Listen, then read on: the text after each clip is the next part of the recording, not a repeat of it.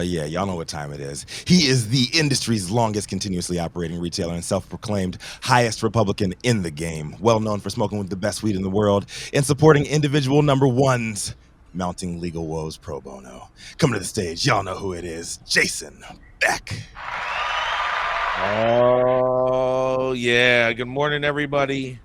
Hope you all are really excited because it's finally Friday. That's right. We finally made it. It's the last day of the week.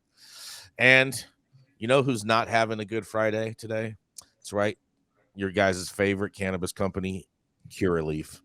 Because a cannabis panel rejects Curaleaf's bid to continue selling adult use cannabis. That's right. Cannabis regulators on Thursday denied Curaleaf, the biggest player in New Jersey's nascent cannabis industry, a renewal of the license that allows it to grow and sell adult use marijuana in the Garden State. So their gardens are no longer blooming, but the vote represents a surprising blow to the cannabis giant and comes just about a week before the first anniversary of adult use cannabis sales in the state. It left observers stunned and a representative of Curaleaf seeking help from the attorney general and wondering aloud about legal action. Without a licensed Curaleaf's approval for adult use sales lapses on April 21st, it remains unclear what the change means for its customers seeking medical marijuana. What happens to the company's stores in Belmar, Edgewater Park, and Bordering Town, and whether the company can appeal the decision. Curaleaf officials did not immediately comment on the action. And in Thursday's vote by the Cannabis Regulatory Commission comes a month after Curaleaf confirmed it is closing one of its growing facilities and laying off 40 workers. Commission members cited the closure along with the company's clash with unionization and its lack of transparency with the state as reasons for rejecting Curaleaf license renewal. Interesting, they didn't say the fact that it was funded by Russian oligarchs, but nonetheless, in a quote, it says, "I think it's important for the board to have staff at large to have proper insight and timely notice of major changes to facility operators," said Commission Chair Diana Hanalou. She says, "It seems there's still a lot of information missing that should be provided, and that should be done in a manner that is forthcoming and transparent." And only one member of the commission, Samuel Delgado, voted to approve the annual licenses for Curaleaf, one of the biggest cannabis companies in the nation.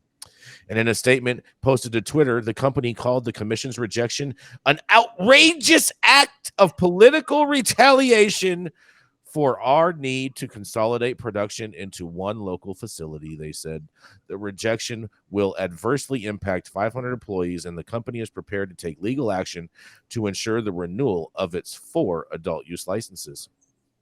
Cannabis advocates and potential licensees in the commission's packed meeting room in Trenton were stunned by the vote's outcome. People whispered to each other afterward, asking what it meant for Curaleaf's products, consumers in South Jersey, and the industry as a whole. One person clapped.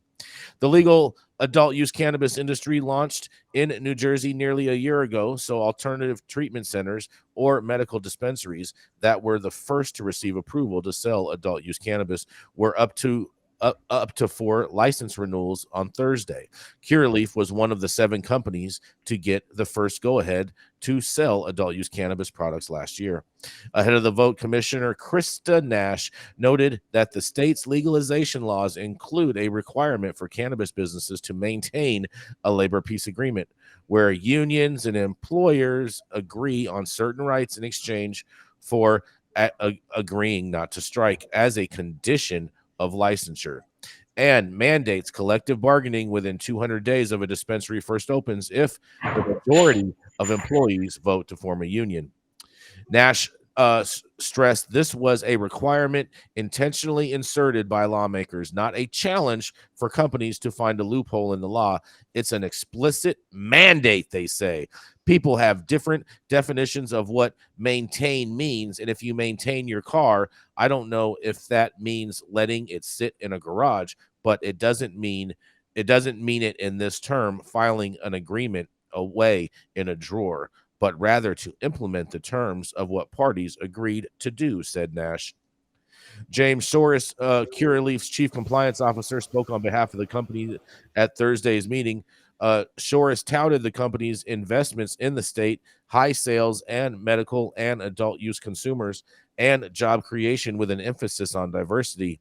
He also defended the closure of the Bellamar grow site, citing changes in demand for flower and cost concerns. Hanu said she was encouraged by Curaleaf's diversity efforts, but still had to cast her difficult vote. Hanalou abstained from the vote. In other states, Curaleaf has clashed with unions, and the National Labor Retentions Board cited the company last year for refusing to bargain with unionized workers in Chicago. Several other dispensaries like Verano, Acreage, Terracin, and Rise were approved for annual licenses on Thursday.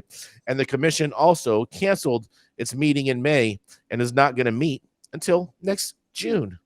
Well, I guess that makes a very, very soiled situation for Curaleaf, but at least they get to sell cannabis on 420 and the day after. But after that, it's a wash in New Jersey. And this is Jason Beck reporting for the High at 9 News. What do y'all think about this?